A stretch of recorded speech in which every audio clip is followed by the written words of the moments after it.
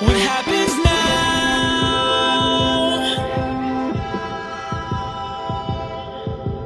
You'll get over heartache. You'll get over heartache. To another episode of What's Happening Now with Laura. It's been interesting times. Some describe it as the end of days. Some describe it as a sense of je ne sais quoi.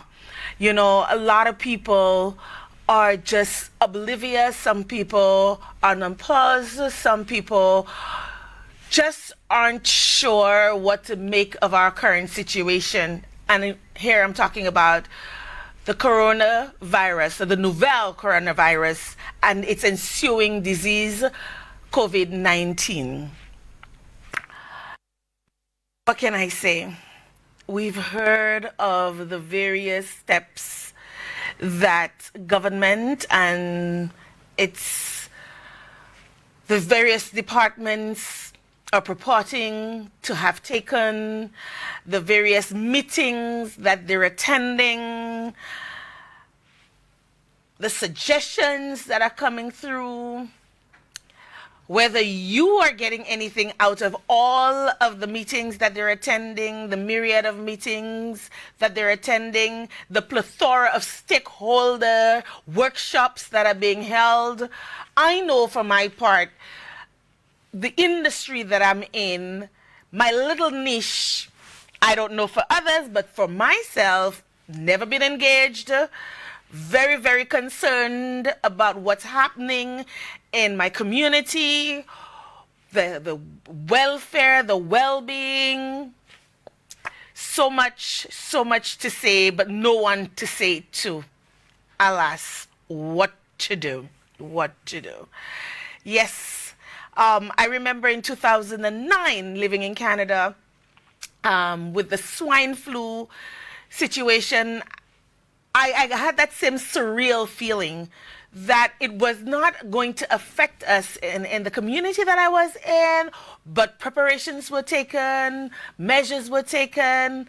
I was stricken with it. Many people were stricken with it, but I don't think the level of panic that we are seeing today, we ever reached that level of panic worldwide. I don't think we've ever reached that level of panic. So why is this new strain of coronavirus striking fear in the hearts of so many? And is it that there is only this one fear, this one thing that we should really be concerned about? You know, this past weekend alone, my family and we've lost $30,000 in revenue. And going into tourism, knowing that tourism is the mainstay of this economy, of our economy, you know that tourism is the most flighty girlfriend or boyfriend could ever have. Here today, gone tomorrow. So finicky. And so much is dependent on so many outside factors, so many variables outside of your immediate circumstance, the things that you could directly control. And this is why we say it's a flighty lover, you know. It's with you today and you can get all of the benefits of it, but in a flash, you could be decimated. It just leaves you high and dry. But at the end of the day, we have to ask ourselves, are we going to chase the almighty dollar at any cost? Are we going to chase the almighty dollar at any cost? Are we going to try to keep this economy afloat, doing the very same things that we've always done, knowing that we're going to put the health of our nation, we're going to put strain on our resources? Is that the way to go? Can we say with any level of confidence that our government is taking care of business? Can we say with any level of confidence that what they're doing now, what they're enacting now, is coming at the right time? Can we say that at all? Before we go into the substantive part of this evening's conversation, let's take a look at what's trending in the world.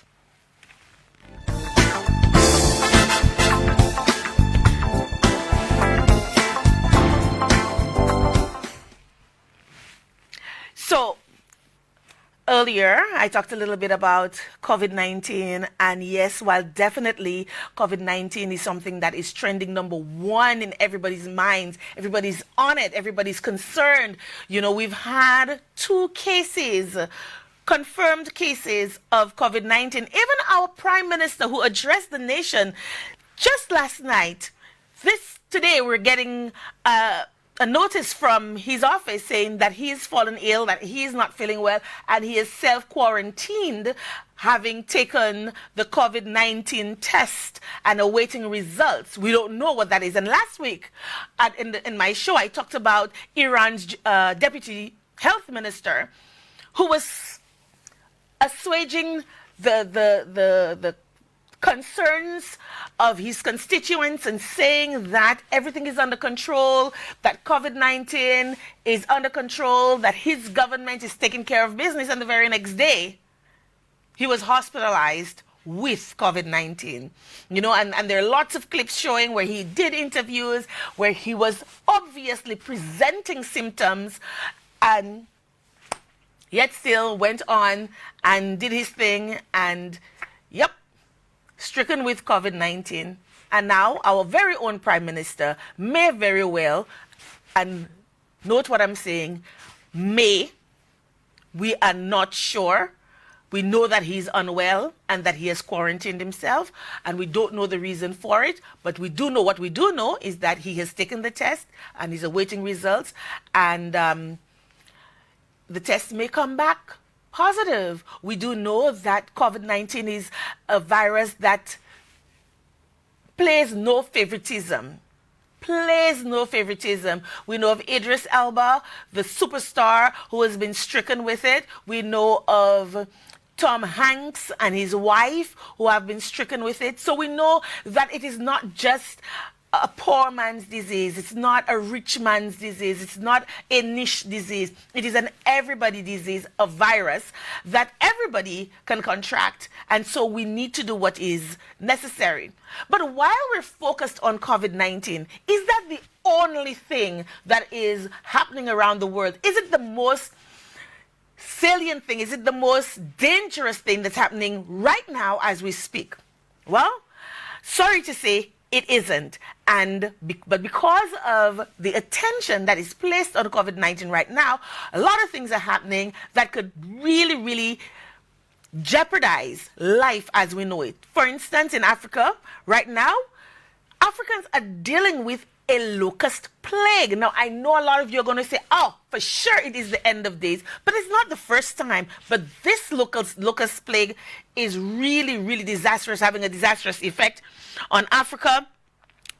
The insects can eat their own body weight in food every day and are breeding so fast, numbers could grow 400-fold by June. What does that mean for us? What does that mean for the continent of Africa? It means that the source of their food supply is in jeopardy.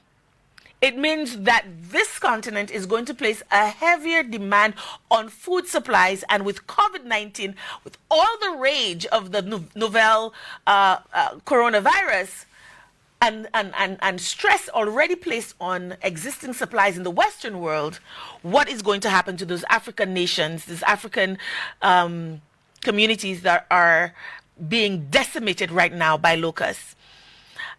In January, the UN appealed for $76 million to tackle the crisis. That figure has now risen to $138 million. And so far, only $52 million have been received. So they need 138.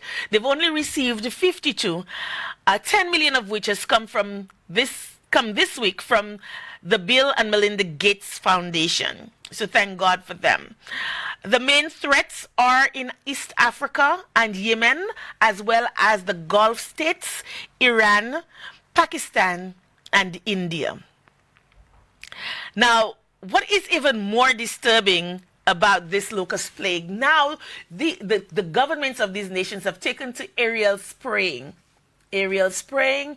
God knows what chemicals they are being used, because we do know that some of the chemicals even we use in St. Lucia to deal with all of the plagues that affected our banana industry, we now have come to realize that they were more damaging to our health than they were beneficial. And so we know that they contain carcinogens. We know that they are the reasons for a high incidence of cancers in our communities, in our nations.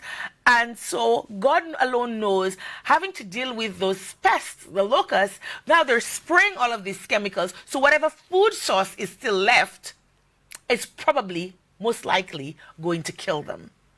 Most recently, locusts have been seen in the Democratic Republic of the Congo, and swarms have arrived in Kuwait, Bahrain, and Qatar along the coast of Iran. So, yes, people, there is a locust plague affecting all of these nations as we speak, but very little is being heard of it because of COVID-19.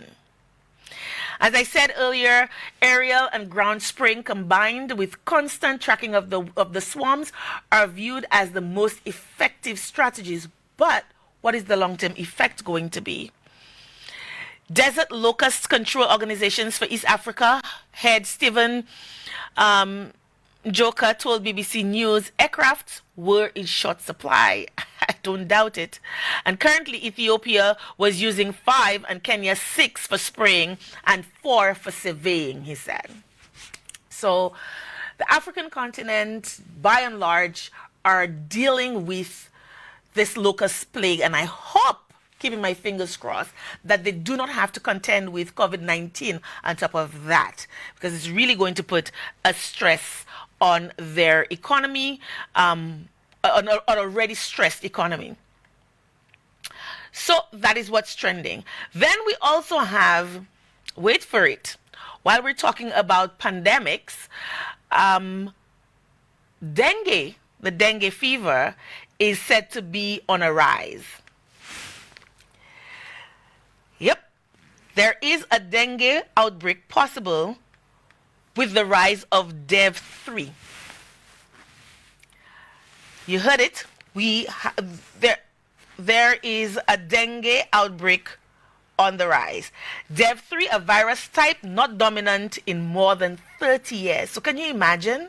We're dealing with COVID-19, and then on the backside, rearing its ugly head is dengue fever. But are we hearing anything about dengue fever? Not a word, not a word, not a word. We're so focused on COVID-19 that we are not even seeing the other things that are happening.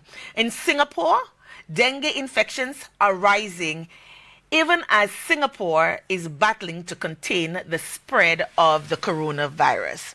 And they are expected to go up even further, as there may be a switch in the dominant serotype, something which usually precedes an outbreak. This is because fewer people would have been infected, resulting in low herd immunity in the population and hence higher rates of transmission. Yes, dengue is on a rise in certain parts of the world, but we're hearing nothing of it, just as we're not hearing anything about the locust invasion in Africa, because uppermost in our minds is COVID-19. What exactly is COVID-19? Is it worth all of the hurrah? Is it worth all of the time, effort, and energy that is being spent on it at the expense of other possible pandemics, or maybe not pandemics, but epidemics that could affect certain parts of the world, and thus putting stress on the world resources, because now you have to you have to divert funds and resources used to combat COVID-19, or funds and resources that you would have used to combat the locust plague or to combat the dengue fever. Now you have to divert that to COVID-19, simply because why? We'll discuss that at more detail after the break. And that has been what's been trending this week. See you on the other side of the break. When we come back, more on this dreaded pandemic, COVID-19. Stay tuned. What happens now?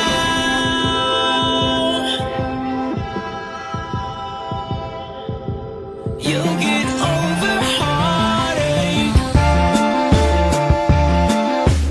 You'll get over.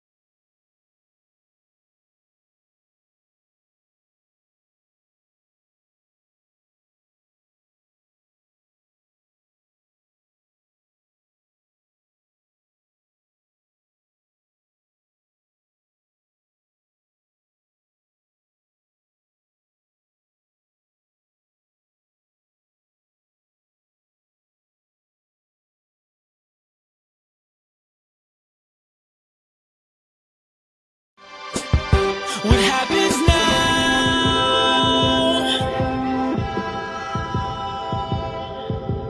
You'll get over heartache.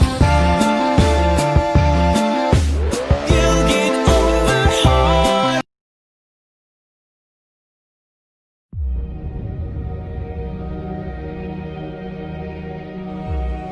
It was a groundbreaking ceremony for a new factory. Did she mention seeing anyone who was sick? Anyone on a plane, the airport? No, she said she was jet lagged. The average person touches their face 3 to 5 times every waking minute. In between, we're touching doorknobs, water fountains, and each other. Beth. Mom? No, go up to your room, honey. So we have a virus with no treatment protocol and no vaccine at this time. You had a seizure this morning, Beth. She had a history of seizures, No. allergies. As of last night, there were 32 cases. Unfortunately, she did die. Right. And he says, can I go talk to her? Mr. Amoff, your wife is dead. What are you talking about? What happened to her? What happened to her? Is there any way someone could weaponize the bird flu? Is that what we're looking at? Someone doesn't have to weaponize the bird flu. The birds are doing that. Watch this. It's transmission, so we just need to know which direction. On day one, there were 2 people, and then 4, and then 16. In 3 months, it's 1 billion. That's where we're headed. They're calling out the National Guard. They're moving the president underground. People will panic. Get away! It will tip over. The truth is being kept from the world. Cook your samples, destroy everything.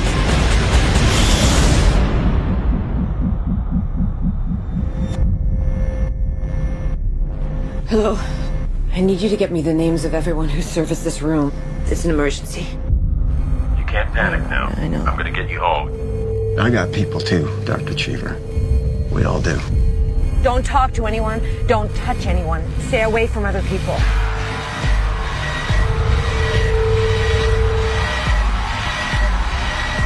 Get back in your car! We're not sick! It's figuring us out faster than we're figuring it out. It's mutated.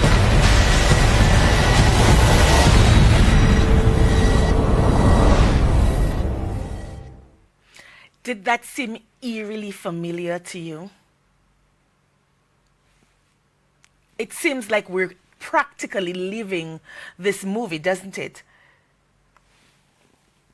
This is this great contagion, right down to the graphics that they're using in the movie. It's the same graphics that they're using to describe coronavirus, isn't it? And so, when they say the movies is art imitating life, are they very far off?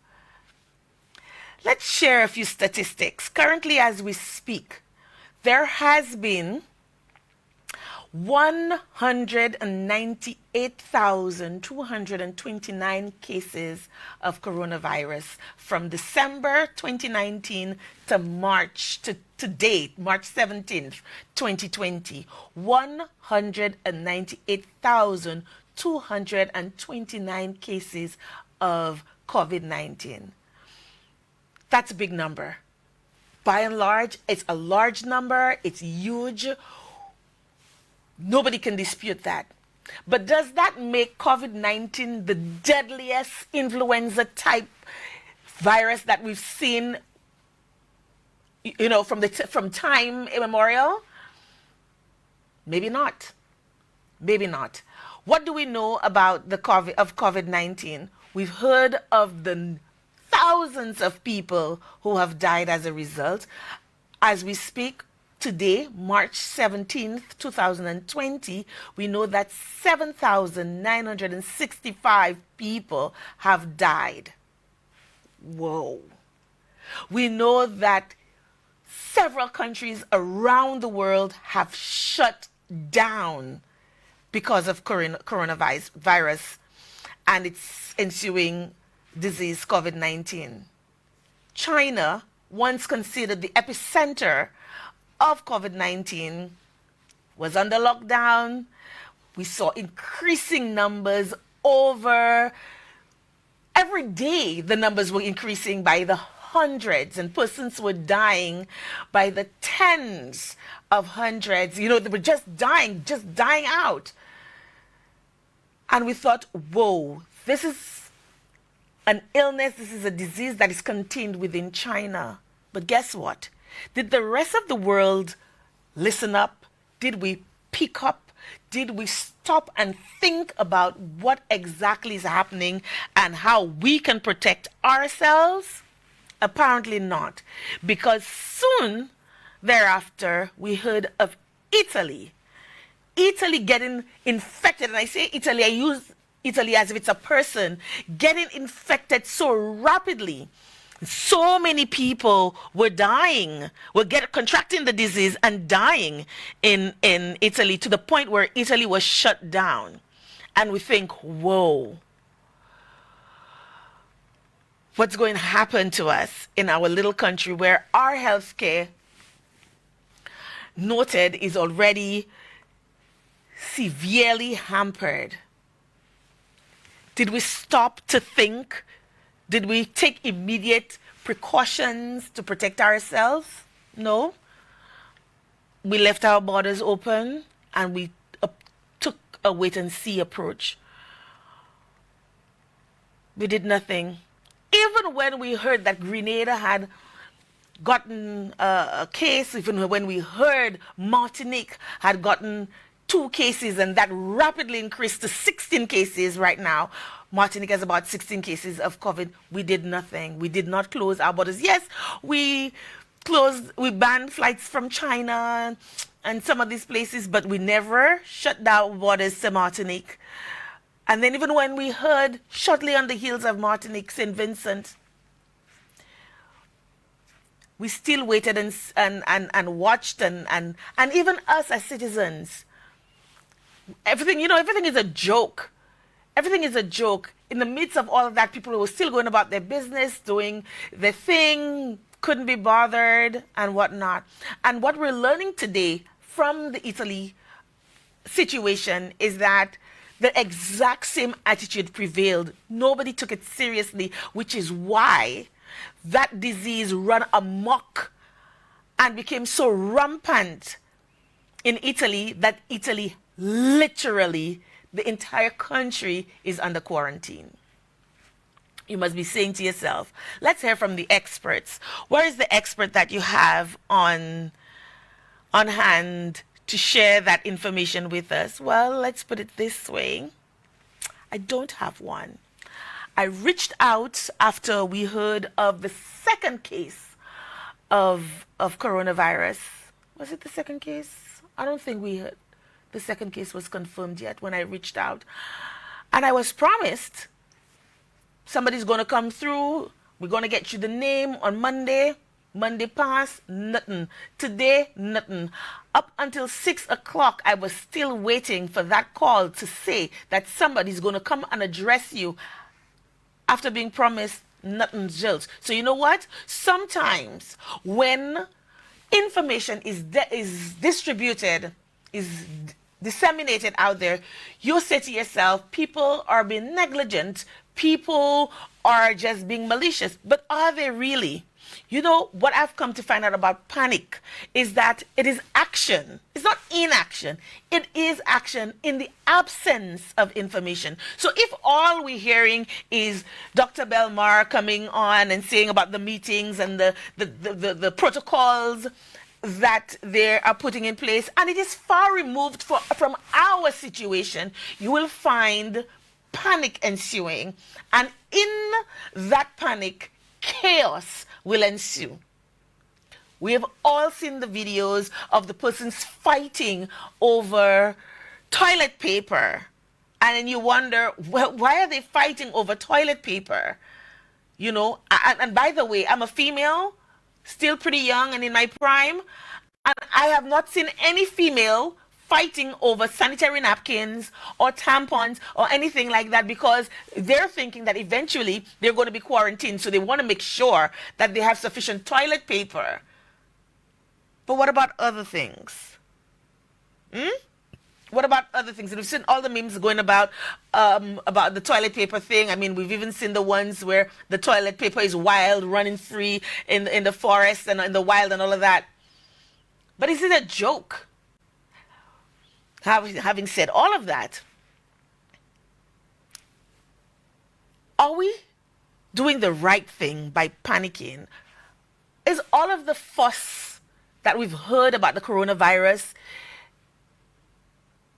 is it really pragmatic? Is it really, are we supposed to be making all of that fuss? Is it really so serious? Is it so serious? Well, let me share a few statistics with you on the coronavirus. We know, as I said earlier, that 198,000 people have contracted corona in the whole from 2019, from December 2019, and almost 8,000 people have died. Okay, so almost 8,000 people have died. Currently, we know that currently infected are 108,000 people, 108,526 people. Out of that 108,000 people, 7,000 are serious or in critical care. 7,000.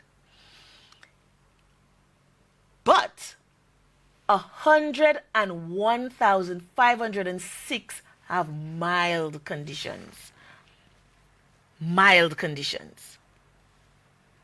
101,506. Can we show the graphic with the right? 101,506 people are infected with mild symptoms. Only 7,000 have serious or critically ill. And I point that out to say that why the numbers seem to be high, it's not all that life-threatening. It's not all that life-threatening. We've seen 89,703 cases with outcomes. We've seen 81,738 people recovered and discharged from hospital, and only less than 8,000 people have died. And was it yesterday or day before yesterday, somebody sent this thing to me and said, you know, people talk about only 8,000 people and only senior citizens and persons with chronic illnesses such as diabetes and hypertension and all of this have passed away or who are at a critical junction for contracting the real serious or critical symptoms. And it's as if people don't care, like these people matter as well. But let me put it to you this way. In Martinique, it was reported that the latest case of coronavirus, the latest victim, is an 80-year-old woman, 80-year-old grandmother, maybe perhaps a great-grandmother, who died after contracting the virus. She contracted the virus from a relative of hers who had gone on a cruise. And having come back from the cruise, came to that 80-year-old, exposed her to the virus, she contracted the virus, and she subsequently died. Who is being the negligent person here? The person who's saying only 7,900 persons have died from the virus, or the one person who knew that there was this rampant disease going around, chose to go on a cruise despite China having been decimated because of this virus, gone on that cruise despite knowing that Italy was catching their royals, went on that cruise anyway for their own pleasure, came home, gave it to their grandmother, and that grandmother died. You see, a lot of the times, people kill people because we are selfish. We don't care. We only think about ourselves. Last week, I spoke about the coves. I spoke about those villages who have coves where yachties come in. So they don't declare themselves at the IGY Marina. They do not declare themselves at the docks. They do not declare themselves at the SMMA in Soufrière. They don't declare themselves in Vieux-Fort. They don't declare themselves at Marigot. They don't declare themselves at any of the major port of calls. But they come into our little coves in the villages where we've made a niche for ourselves. Village tourism. We don't know what their travel history is. There's nobody there to take that information. There's nobody there to ask them where they came from last, where they last traveled to, what is their history, the last 2 weeks where they went. They just come in and they join our local economy. They spend money. They have a few drinks. They buy a couple of meals. They, refuel, and then they take off. We have no clue who they are. We have no clue what their travel history is. And they come in. But we hear the ministry on television all the time. Well, not all the time. Not enough times, if you ask me, talking about protocol. But where is the protocol for the villages? Yes, we know 3 hotels up north have threatened to close their doors down. They've had to lay off people because of cancellations, low occupancy, and all of that. But what about the villagers?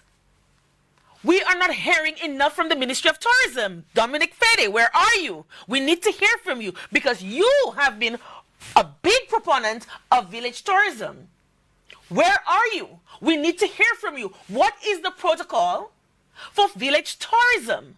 Not just the big hotels and the cruise ships that are now banned from our shores who've decided to stay in their port and not come out. We need to know what is happening in the villages and the communities where we get tourists coming to our shores without having to declare themselves first. Nobody's there to tell us that this person has been to France and France is now catching their royals. Nobody's there to tell us that this person has been to the UK. And we know that the vast majority of the cases that have presented themselves in the Caribbean were imported via the UK route. Who is there to tell us that when the British American or these UK flights are cancelled and they're busy looking for places in the villages, that the pilot has presented himself with symptoms similar to that of COVID-19? Who is there to tell us that? Nobody says anything. All you do, you get a call saying, can you take such and such a number of persons because we have a cancelled flight. Nobody can tell you why the flight was cancelled. Nobody can tell you, okay, you have a sick crew member. Why is the crew member sick? What is the illness? What are the ailments? What are the symptoms that they're presenting themselves with? And you just... Let me tell you something. I was exposed to that over the weekend. And knowing my patriotic, stupid self, I felt so bad that I could not help. Because I put myself in those passengers' shoes. And I said to myself, if it were me, or if it were my family, stranded in a foreign land, I would like for a hotel or guest house or B&B to open their doors to me. So that I could have a place to rest my head. It's a hospitable thing to do. But then you have to think about, you have to live in your village, in your community, long after these people have gone. Because a lot of the times they will come and present themselves with no symptoms. And even if they present themselves with symptoms, do you know the difference between the symptoms of COVID-19 vis-a-vis a flu or a cold? Can you tell just by looking at them? Do you know whether they've had a temp test? That had the temperature taken? Do you know where the basic checks and balances were crossed before they sending them to you? We don't know. Because all I was told is, we have a cancelled flight, we want you to take certain people. Why? Well, there's a crew member who's ill. But I don't know who the crew member is. I don't know what the crew member has been stricken with. And I'm expected to take these people. I had the presence of mind to say no. And now we're hearing that British Airways, a British Airways pilot inadvertently, the word was unwittingly flew into St. Lucia. What the heck? Unwittingly flew into St. Lucia. He didn't know he had the virus? The little that I know about the virus, it takes 5 to 14 days to incubate before you see symptoms. When you arrive in St. Lucia, you're already presenting with symptoms. And you did not know that something was amiss to say, hey, British Airways, I don't think it's right for me to be flying those hundreds of people in an aircraft. Landing in an unsuspecting country where the people are totally oblivious as to what to do. Because it's just panic and pandemonium and chaos because we take our cue from the almighty bully, the US of A, and everybody over there is panic buying and fighting and doing all sorts of God knows what. All mayhem has let loose So we're taking our cue from that and we're doing the same exact thing, and you just gonna say, oh, the pilot unwittingly flew into St. Lucia? And on top of that, our people unwittingly allowed them to disembark before having them tested to find out that the pilot and a crew was not fit to mingle with the general population. So you have a whole plane of people who possibly are contaminated or who have been exposed to COVID-19. They've been allowed to go out into the various hotels and places of accommodation. You've had a whole crew who, again, were allowed to disembark and to go off to their hotels and places of accommodation, mingling with us, the locals, unsuspecting and oblivious locals. And you quarantine the two who presented themselves with the virus or presented themselves with symptoms, and you're now telling me, now that the pilot has tested positive, you're going to do trace what? You're going to do trace what? You're now going to do trace contact or contact tracing, or whatever the way it's something. Contact tracing to find out who was on the plane, who might have been exposed, who might have contracted, and all of that, when that could have been avoided. That could have been avoided before the second case was even confirmed. Because we knew in little old St. Lucia, we don't even have half a hospital, that we do not have the capacity. I think, if I remember correctly, Dr. Belmar saying that there are only 7 critical beds, 7 available in all of the hospitals and that are available. I think 1 at St. Jude, 2 at VH, 2 at Tapillon, and 2 at the new hospital. I am so frustrated. I'm so upset. I can't even remember. OKEU. We have 1 at St. Jude, 2 at VH, 2 at OKEU, and 2 at Tapillon. That makes a total of 7. 7. We don't have sufficient respirators. Even in the US, they don't have sufficient respirators. Right? We don't have a means of testing in St. Lucia. We have to send across to Trinidad so that CAFA can test it and send us the results in 24 to 48 hours. Meanwhile, we have people who are mingling here with the locals.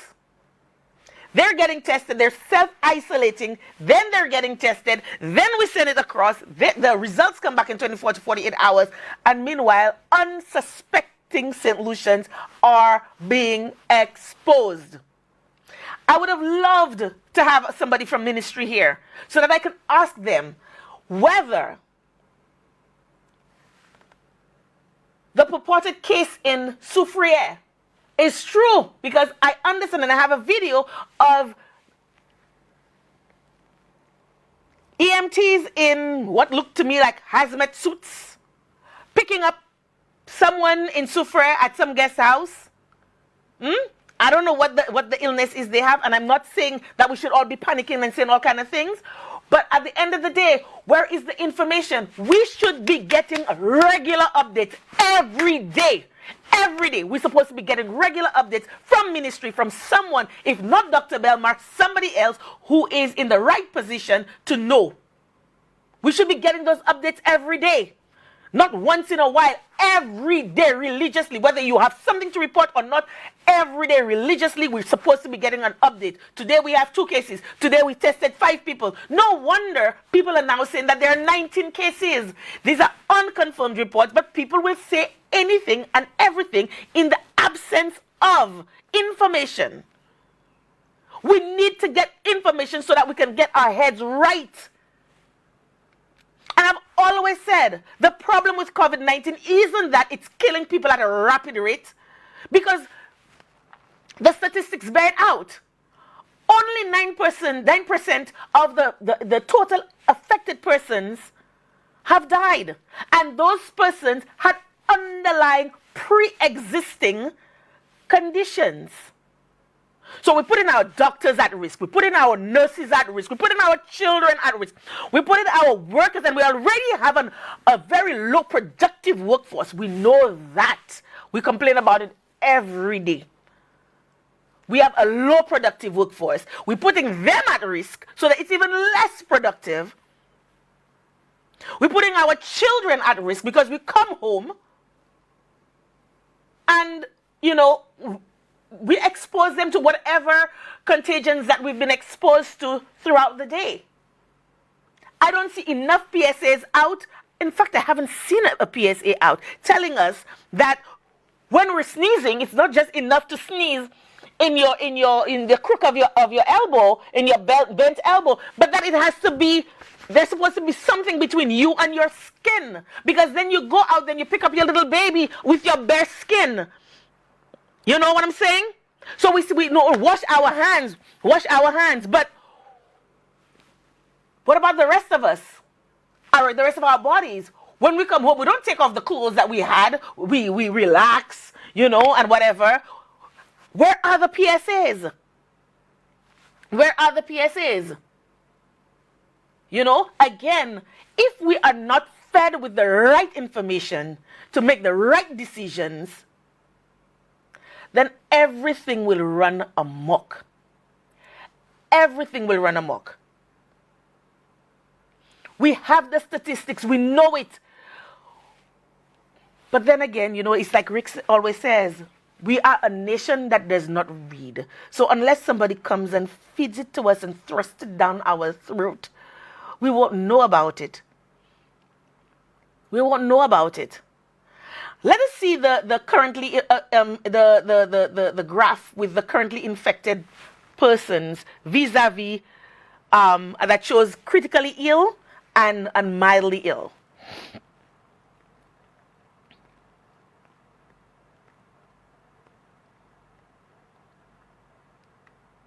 Do we have that?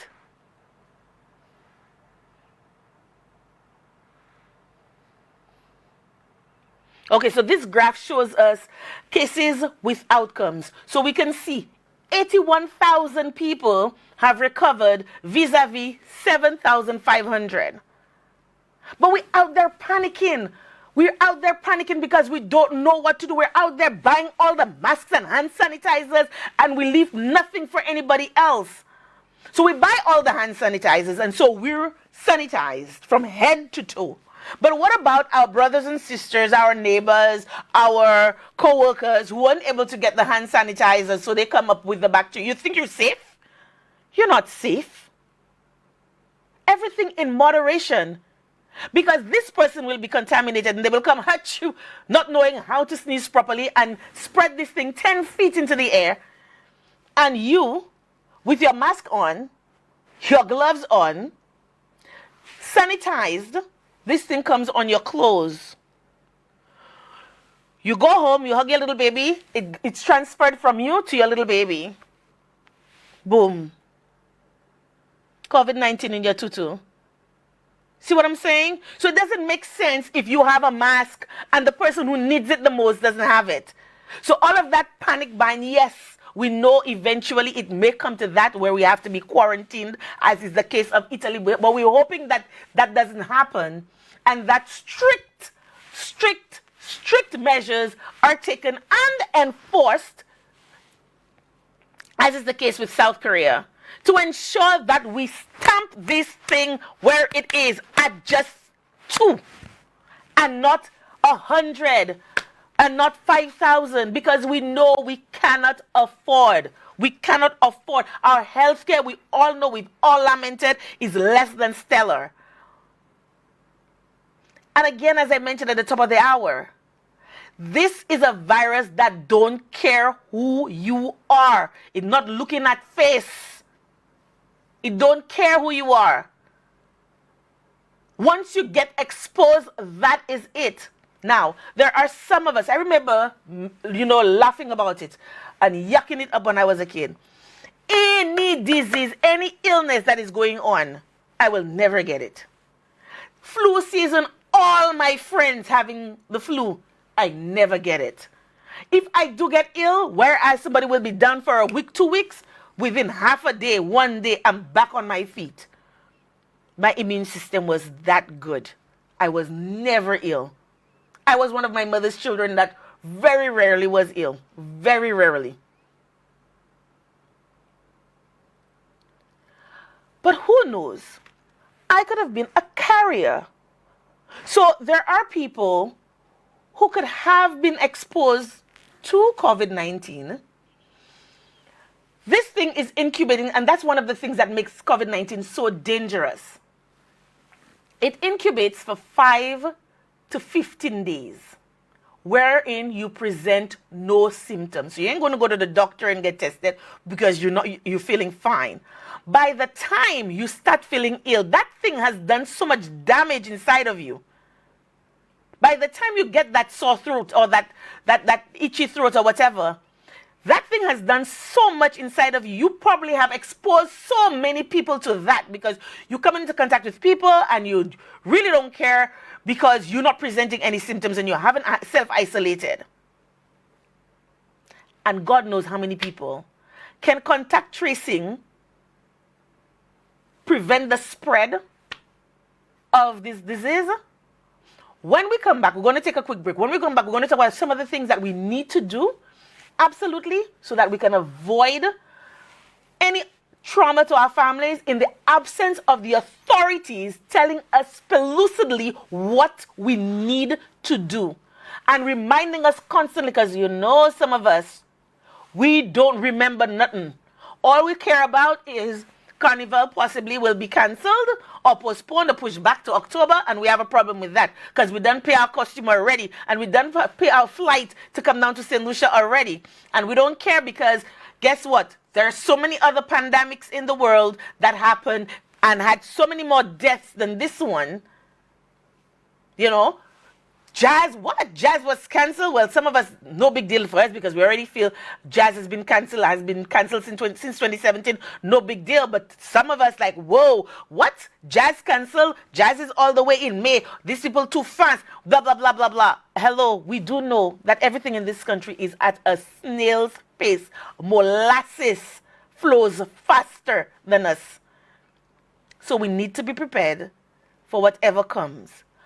But we'll talk a little bit about some of that when we come back from the break. Stay tuned. What happens now?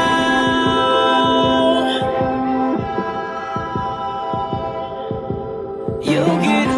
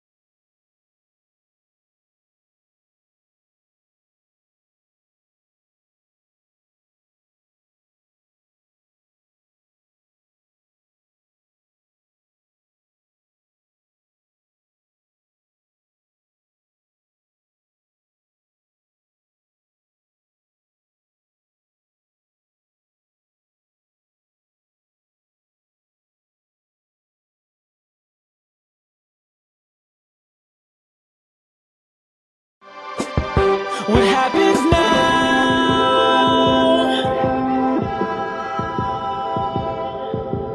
You'll get over heartache. You'll get over heartache. You'll get over heartache. Carry on, don't fear the fall, 'cause you'll get over heartache. Let it go as time moves on. Yes, you'll get over heartache. Carry on, it's not what happens now.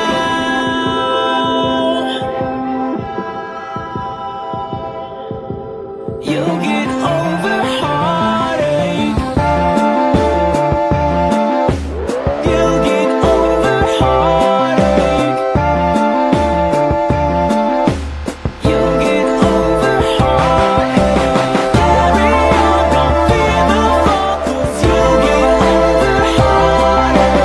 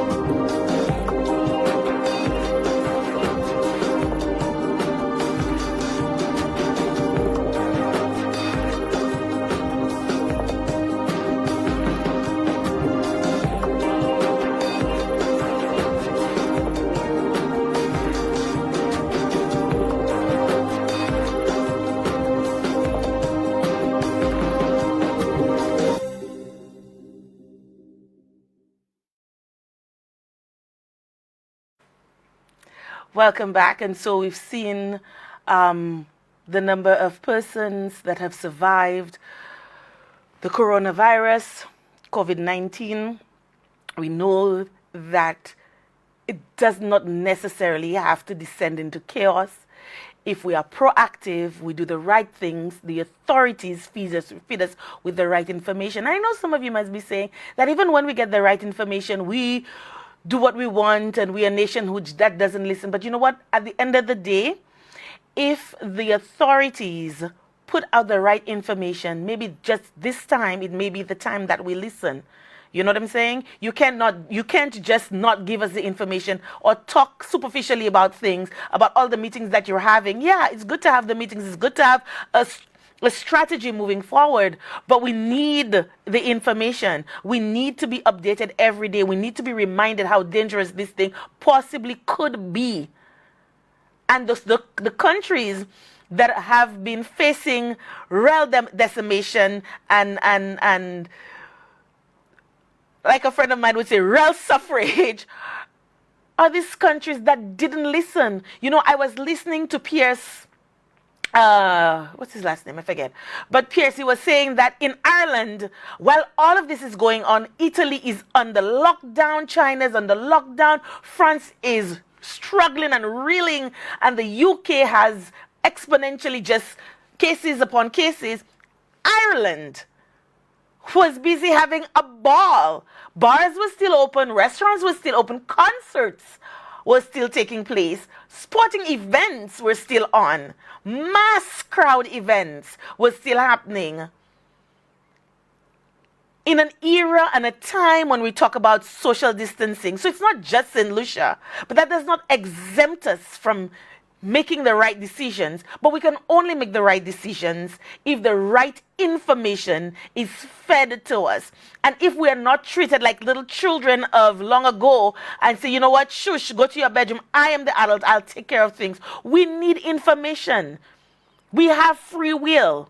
We can do the right things if we are told the right things. We can take care of our families.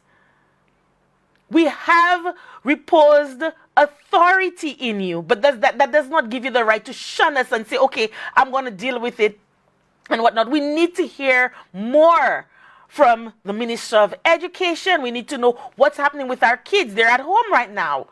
But we know in a few short weeks after the Easter vacation, CXC, you know, exams are around the corner for our older kids, and our younger kids will be writing common entrance. What's going to happen to that?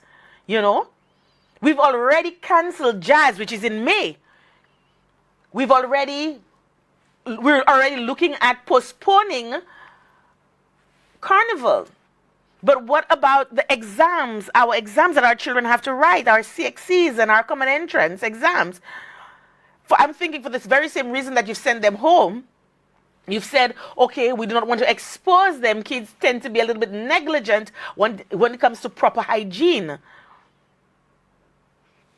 So we send them home. But what happens when they have to come together, they have to congregate to write those exams? So we need to hear from the Minister of Education a little bit more. These are the times that we need to hear you. Not on a child was not allowed in school because he has cornrows or whatever, but we need to hear from you on those policy decisions. We don't just always want to hear from the bureaucrats. We need to hear from you. We hired you directly to deal with those issues. We need to hear from the Minister of Education. We need to hear from the Minister of Tourism. Because like I said earlier, we have a number of open coves. A number of our villages and communities are vulnerable. We need to hear from you. We need to hear from the Minister of Health. You know, we're happy with what Dr. Belmar is doing, but we need to hear from you, Madam Mary Isaac. What's going on? We need a cadre of persons to disseminate the information, not just one or two. We need a cadre of persons disseminating information that they're on the same wavelength, they're on the same ball, they're in the same game, and they're disseminating the same information in various outlets at the same time. We cannot wait and see. The time for that has passed. You know, and we made fun of the Prime Minister when he said about the doggy style. You know, sometimes our Prime Minister doesn't use the right words. But I'm thinking what he really meant to say is doggy paddle. We need to know, yes, while we're doggy paddling, we're slow but sure, we will win that race. We will stamp out COVID-19 on our shores. But we need to have information. We need to have information. So we know that persons can recover, persons have recovered. More than half of the infected cases of COVID-19 have recovered. The other half are presenting with mild symptoms. You know, only 9% of persons have passed away. We know that. So the prognosis looks good. But what else can we do? What else can we do? On the break, somebody asked, who are the persons who are most vulnerable? And we know it's persons with chronic diseases like high blood pressure. We know persons with blood disorders. We know people with liver diseases. We know people with cancer who are undergoing cancer treatment. Persons with kidney disease. A common one, persons with asthma. I'm asthmatic, so I want to make sure that I stay very far away from COVID-19. Persons with diabetes, mast cell disorder, heart disease, persons over 60. That's my parents. Most of us have parents or friends or relatives, grandparents who are over 60. Those are the persons that we have to monitor. We cannot be selfish. We have to care, even if not for ourselves, but for our loved ones. We need to care. We need information to make the right choices. And we need it in various forms at various times throughout, simultaneously. One does not have to exclude the other. Right? So, what are some of the things that we can do to ensure that we are protected? So we know washing of our hands frequently. And the line should be open right now, so you can start with your calls or send us your WhatsApp messages on 284-6536 or send us your emails at laurajapier@gmail.com. We've been told wash our hands regularly under running water. Now, speaking of running water, so we're washing our hands, and in a little bit I'll show you a video of how to wash your hands properly. Yeah, I'm going to show you some proper hygiene techniques that we have to undergo. Wash our hands properly. We know every year we suffer droughts and water is being rationed. What? Let's put a pin in there. Thank you for calling. You're on the air. Hello? Okay, so we lost that call. So what happens when we do not have running water? Because we know Wasco is under tremendous pressure these days, especially for the north clients in the north with running with water. What happens when we have to start? We have a call online. Thank you for calling. You're on the air. Hello. You're on the. We lost that call. Okay. What happens when there's no water? What are the measures being put in place by the Ministry of Health, by the Ministry of Infrastructure? What is being put in place for running water? We know we have industries. We know we have men and women on island capable of producing the resources that we need. What are we doing? How many desalinators have been deployed? How many constituencies like Babonneau, like Labrie, like Choiseul, who have water issues?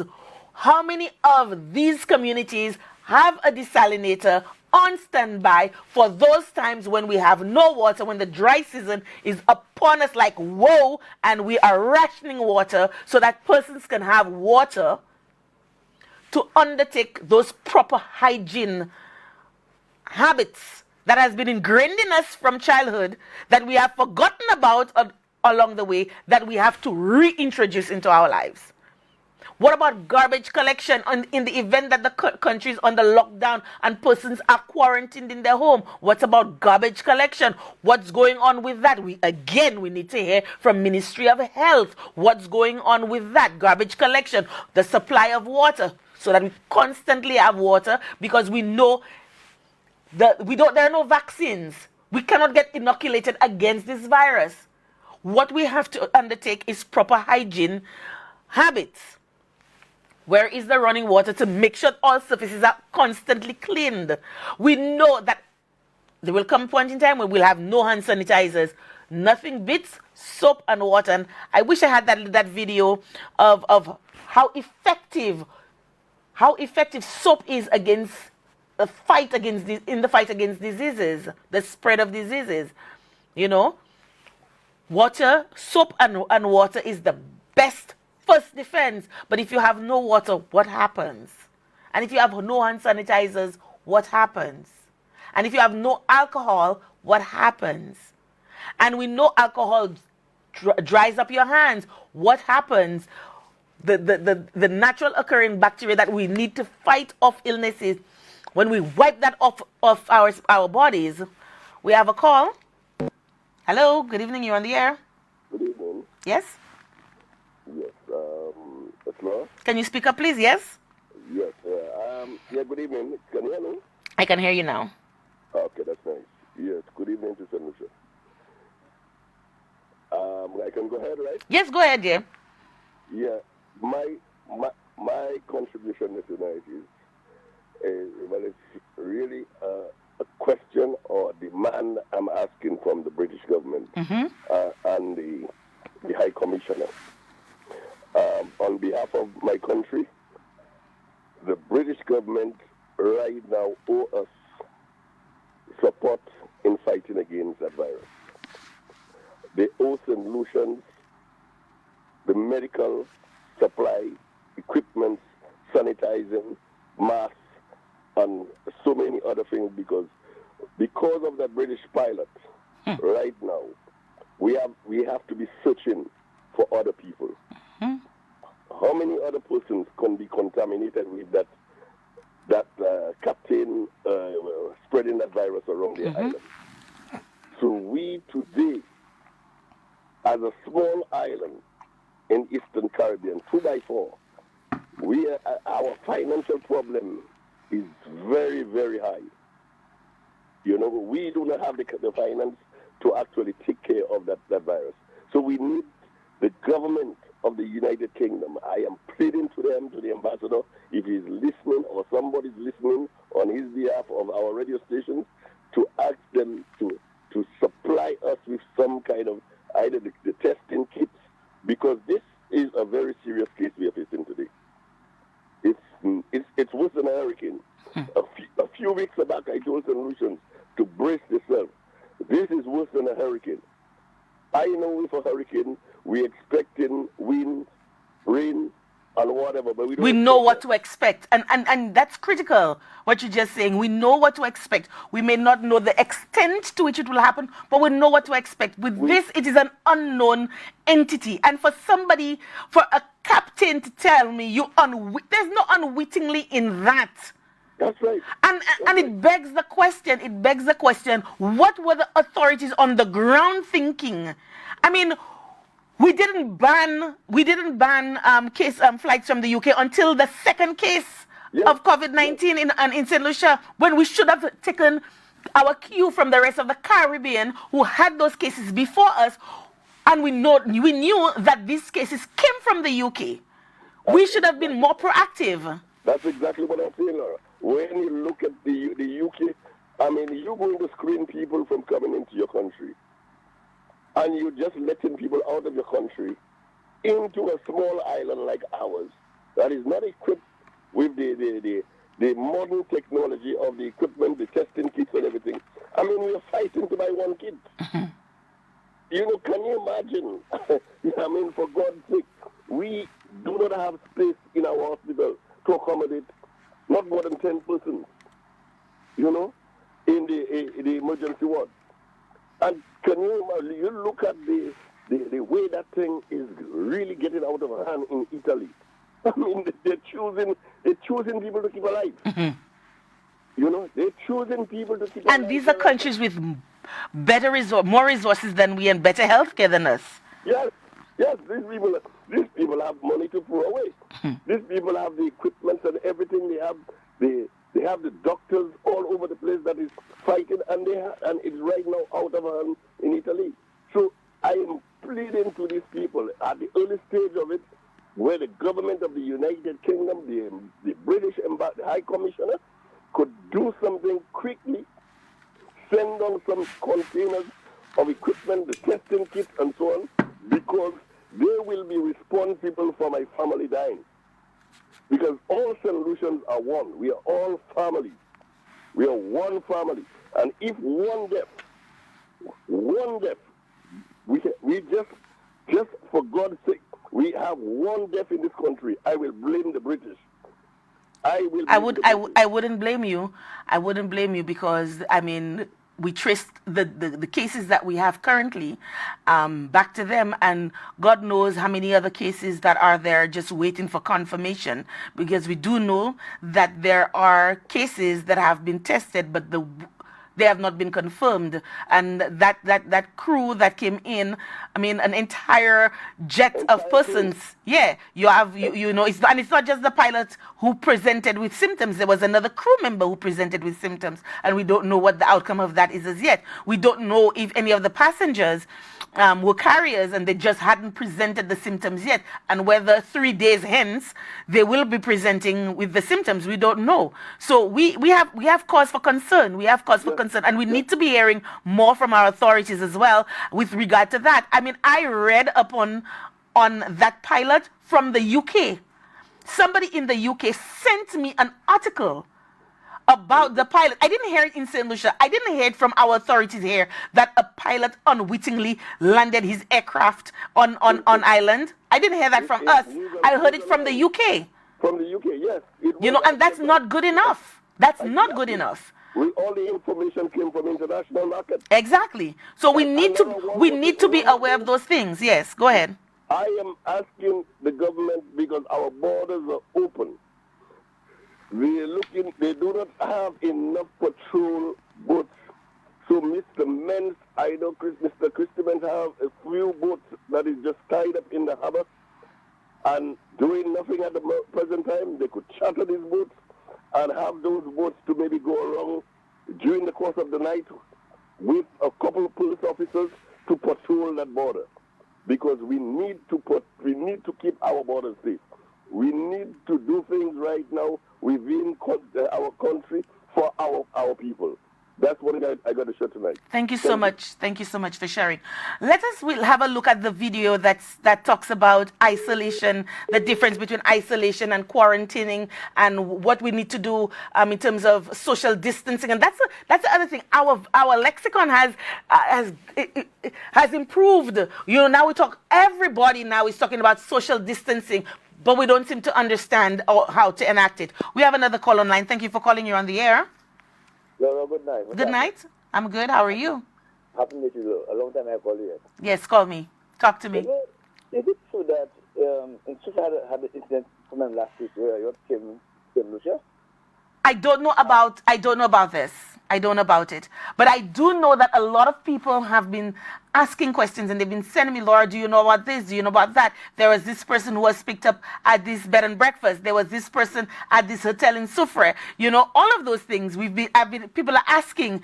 I even got a message from a person who works at a hotel in Castries who said when he got to work, they just told them they had to go back home, and only to find out that that was you know, where the first case of COVID-19 was. And so nobody tested them. They just sent them home. Nobody told them they had to self-isolate. Nobody told them they had to go get a test done to see if they were exposed to the virus or anything like that. So, you know, these are the things that are concerning to us. These are the things that are concerning to St. Lucians. And while we may think that St. Lucians typically don't listen, you cannot just give in to that and not give us the right information. Well, I understand. York came there. They said York was declared at Marigo. Whereas Soufrière was declared in Soufrière also. The guys have with the taxi business. Pick up the guys on the yacht. For them, it was the Soufrière with the jetty, and everybody was arrested.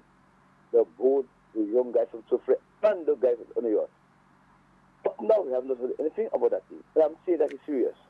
It is very serious, because let me tell you something. I'm very concerned. I live in Labrie, and we have so many coves where yachties come in, and we don't have, it's not like we have marina facilities. So nobody is documented. You know, they come in, we don't know their travel history, we don't know. Nobody's coming to us to talk to us. There's been no town hall meetings to talk to us, to tell us, okay, those of you with bed and breakfast, because we're talking about village tourism, and a lot of us in Labrie have gone that route. Nobody has come to us and said, this is what it is, this is what you need to do, this is the protocol, what to do if one of your guests presents with symptoms or that kind of thing. I have taken the decision just to shut down my business for the next 3 weeks to see how it plays out. We don't know what's happening. And those are some of the issues that we have. You know, it's not good enough once a week. We need to hear updates every day. Every day. Every day. Even if it's to say there is nothing to update you on, every day, because you may not have information to give us, but we may have questions to ask of you. So you need to come to us every day, so that you are exposed to us, we're exposed to you, we can have a conversation. We can there can be a transference of information, and I don't see that happening. But Laura, I'm calling on the Super Marine Management Authority to come and tell us what happened in Super last week. Give us the update. So we don't know. We only heard the guys. We don't know where they came from. It's really happened the front. Absolutely. I want the Super Marine Management Authority let us know what happened in Super last week. So have a good night. Thank you so much.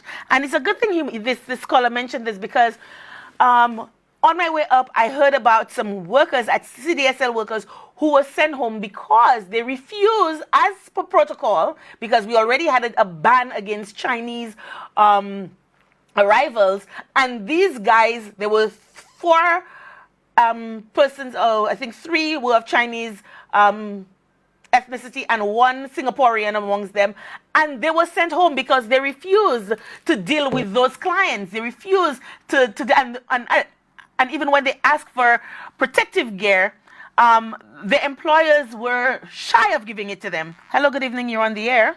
Hi, good evening, Laura. Hi, good evening. Dr. Clark here. Hi, Dr. Clark. Hi, how are you? I'm good, thanks. How are you? I'm good. I heard you guys have taken some drastic measures to protect not just yourselves, but the citizenry as well. Tell us about that. Yes, and it's certainly not about panic. So essentially what we have recommended to our members, and you could well understand, as far as we're concerned with this virus, this is a war, and we must have a strategy.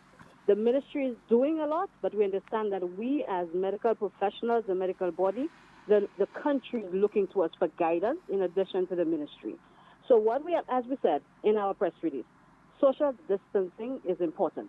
And we're not insinuating that there's any socializing necessarily happening at the doctor's office, but there is a lot of waiting and quite a few people coming into contact with each other. Not just that, even getting to the office. People have to take the bus, sometimes several buses, and we've called for that to be stopped for the most part, because we understand the need to reduce that. That really is the only way we are going to be able to fight this thing. That, in addition, of course, to the hygiene practices, coughing into your sleeve if you need to, throwing away the tissue if you're coughing, that hand washing, which is so important. So we understand the need for that, but in addition to that, to not have patients gathering in any one place if they are not very unwell. And we understand in this country there are very many patients with chronic illnesses. The diabetics, our hypertensive, patients recovering from cancer, patients with kidney disease, those that you've mentioned. These are the same patients with reports coming out of China, out of Italy, out of the U.S., everywhere. Those people are more vulnerable. They seem to be more susceptible and have adverse outcomes. So what we're trying to do is mitigate that. So this is not even about us. We understand that when you do medicine, when you do nursing, there are risks that you're going to face. I mean, we have to treat patients with all kinds of infections. All along, we've had to treat patients with tuberculosis. We have to treat patients with HIV. We have to treat patients with all sorts of things that people tend to fear to a certain extent, but we took an oath to do no harm. And in this case, with this virus, we are not going to do harm. We are here for our patients. What we are recommending to our physicians is that in as much as possible, that we adhere to telemedicine practices. And I mean, if solutions, just think about it, we have been doing that to a certain extent. How many times has somebody called you as a physician over the phone and asked for advice, especially if you know the patient, ask for advice on a certain thing, my lab results, what is that, and you ask them to come in, or you decide we could handle this from home.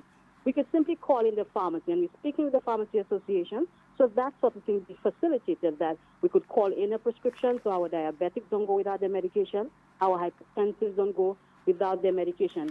This is all in an effort to protect our patients, because that is our duty. Moreover, if you look at the statistics, in addition to the elderly and the patients with the chronic diseases, who is getting ill? The frontline physician. And they also seem to be quite susceptible. Nobody quite knows why, perhaps due to the burden of virus and so many other factors. If all of us get ill at the same time, and mind you, I don't think anybody believes that none of us are going to. This is going to come. Again, we'd always said it's not even a question of if, it was a question of when, and it has come. We're still determining if we have in-country transmission. There is no confirmed in-country transmission, but we still have tests out.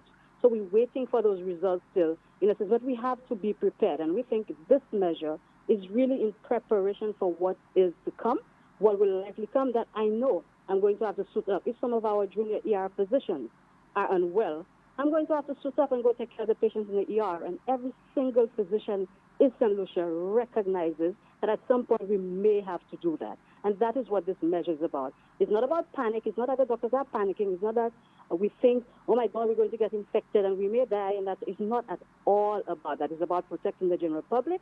It's about practicing what we preach. It's about walking the walk. If we can treat patients via telemedicine, we are going to do that. And there are numerous apps. And this is practiced widely around the world, and we have been doing it here in St. Lucia, as I said. So we don't want St. Lucia to panic, and we will be saying a lot more about it as this goes on. Again, as Dr. Belma had said yesterday, there are phones that will be given to volunteer physicians to man, in addition to the 311 hotline when that is on board. And we will be guiding patients as to where to go. In any case, a patient who's a genuine emergency is not coming to the doctor's office. The emergencies are going to the emergency room, and we would better be able to guide them in that regard. So, and even if you call the office phone or the phones that we're going to be given, and the ministry will give details of that later on, and we realize that this patient perhaps has shortness of breath or has so many different symptoms, we would better be able to guide the patient as to where to go. One of the respiratory centers which has been set up, or VH's emergency room, and that sort of thing, because that information, we do know it. So that is what it's about. It's not at all to harm the St. Lucian population. This is about protecting the St. Lucian population, protecting our members, and getting through this COVID-19 thing together. That's what it's about. Dr. Clark, while I have you on, let me ask you a quick question. How important, because we know SARS, we know about SARS, we know about the avian flu, we know about Asian flu, we know about the Hong Kong flu, we know of the Spanish flu, which is by far and large perhaps the worst pandemic ever to hit. Yeah. This particular pandemic has hit us worldwide very hard. Would you say that the long incubation period of 5 to 14 days before presenting with symptoms has a lot to do with why this particular pandemic is so dangerous? There are multiple factors, and again, let's take this from the fact that there's so much about this that we still don't know. But part of the reason is that it's highly transmissible. It's perhaps more transmissible than most other viruses. So that's why when you keep saying hand washing, cough etiquette, and that sort of thing, it is so important. Social distancing. These things are so key pillars in preventing it. Now, there are different studies, and again, we knew this came out in December. So there's a lot that needs to be done, a lot that needs to be studied. Can somebody really be transmitting when they are completely asymptomatic? It would seem so, certainly. And of course, if you're asymptomatic and you're next to me, I'm not worried at all, as opposed to if you have obvious symptoms, then I would be a bit more cautious. So that certainly could be contributing to it, in fact, but it is certainly not the only factor. It's the reason it has spread around the world and is now considered a pandemic by the WHO is because it spreads so quickly and is so contagious and so highly transmissible, and we all have to be cautious. We all have to distance ourselves. We all have to do whatever it takes. Listen to the CMO, listen to your health officials, and we as medical professionals have decided to take the lead in that regard and do that part in terms of protecting the St. Lucian population and in part protecting ourselves as well. Dr. Clark, do you see that? I mean, we know that we have a very severely hampered healthcare system. The hospitals are, to say the least, not at 100%. Can we see in the near future or sometime in the future activating our health centers to act as perhaps a stopgap between actually going to the hospital and being admitted into the hospitals? There have been. There have been 3 respiratory centers set up. The one off the top of my head I remember is the Grosley Polyclinic, but I believe there's one in Beaufort and Denry so far.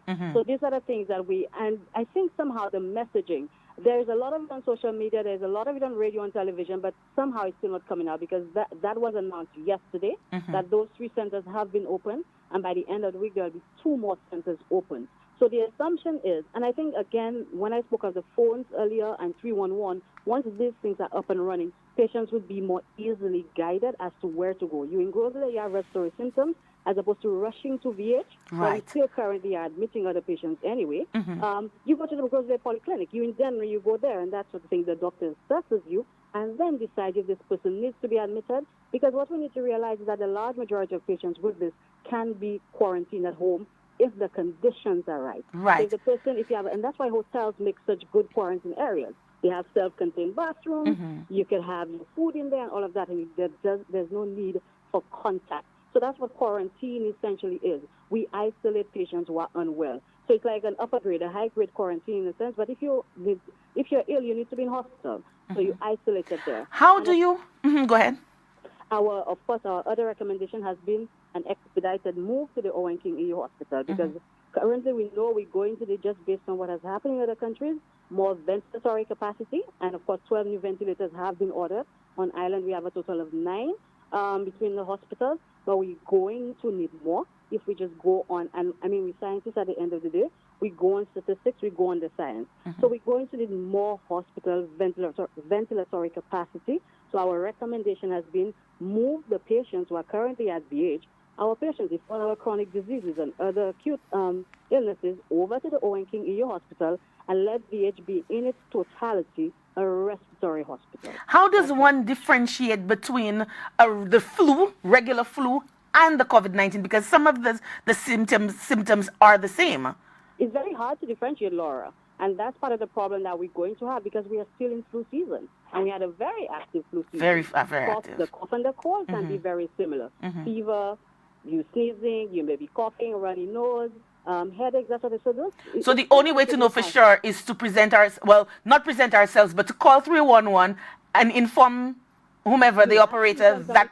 So testing, when we test eventually, we decide, okay, this is COVID-19, this is H1N1, this is this. And of course, if you have a travel history, if you come in right now from Italy, obviously, the US, the UK, and you have those symptoms, you would quicker think perhaps this person is suspect for COVID or you've been exposed to one of those people. But you still have to be tested to know the definitive because right now sometimes the differences are not very much from that and the flu and the cold. Once a person has been, and this is the last question, I promise, because this is not what you call for. I'm going to invite you to come over and your association to give us some more information. Once you've been isolated, say for instance you're at a hotel, you've been isolated, or you're at a bed and breakfast or whatever, and you've been isolated in that place, or you've been quarantined. Probably quarantined, yes, you've been quarantined. What, and that person has been released. So the person has left, the person presented with symptoms, and the person has left. What are the sanitizing procedure to ensure that that room is not a COVID-19 war zone, so to speak? So that has been, the Ministry of Health is handling that. And just last evening, we did have, with the Ministry of Health, a continuing medical education on updates on COVID-19 also. But we did invite Lewis Industries to do a presentation on cleaning. And they did that. So those protocols, the ministry has them in place. Not so much us as a Solution Medical and Dental Association. But we do have guidelines in terms of if you happened to have a patient at the office, what would you use to clean the office after? But certainly there are guidelines in place, and the ministry handles those wards and that sort of thing at the hospital. They call specific people to do that. Wonderful. We would hope that the ministry actually goes out to all stakeholders and not just those concentrated up north and those small niche parts of the industry and actually targets us and gives us that kind of information because it is needed, especially with village tourism. It is needed. Yeah, all the soldiers have to be on board. We recognize that. So even with manning those phones that Dr. Belmar spoke about at the NIMAC meeting yesterday, the physicians have volunteered for that. So we understand the role that we have to play, and we will be doing that. Wonderful. So it's not just the ministry in this, it's all of us in this together. If ever there was a time we are all in, this is the time, and we have to do this together. Wonderful.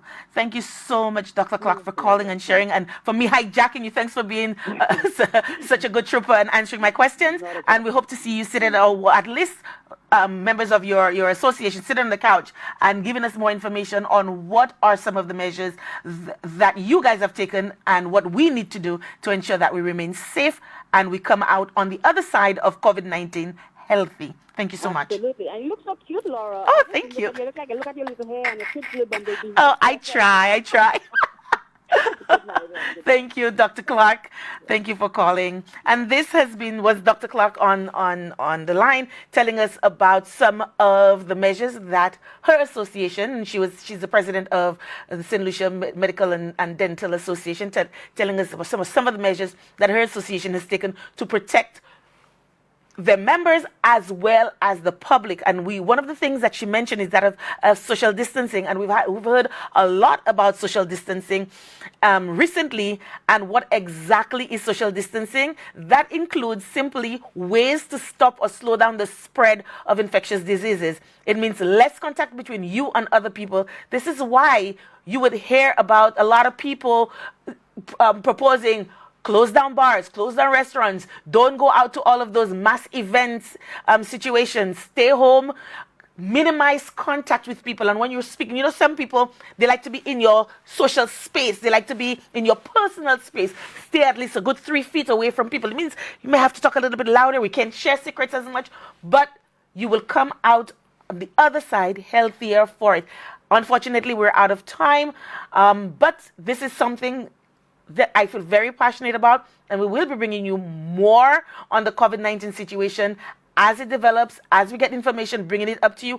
And again, I appeal to the Ministry of Health, the ministers in particular, the Minister of Health, the Minister of Tourism, the Minister of Education, and the various ministries that are directly impacted by this virus, this disease, COVID-19, to please don't be shy. Don't be shy, because we know in a few months you will be out there pandering for votes, and you will not be shy to show up and to speak out. So please do so now. We need information. This is the only way that we can make the right decisions and to protect ourselves, our families, our communities, our St. Lucia. Until next week, adieu.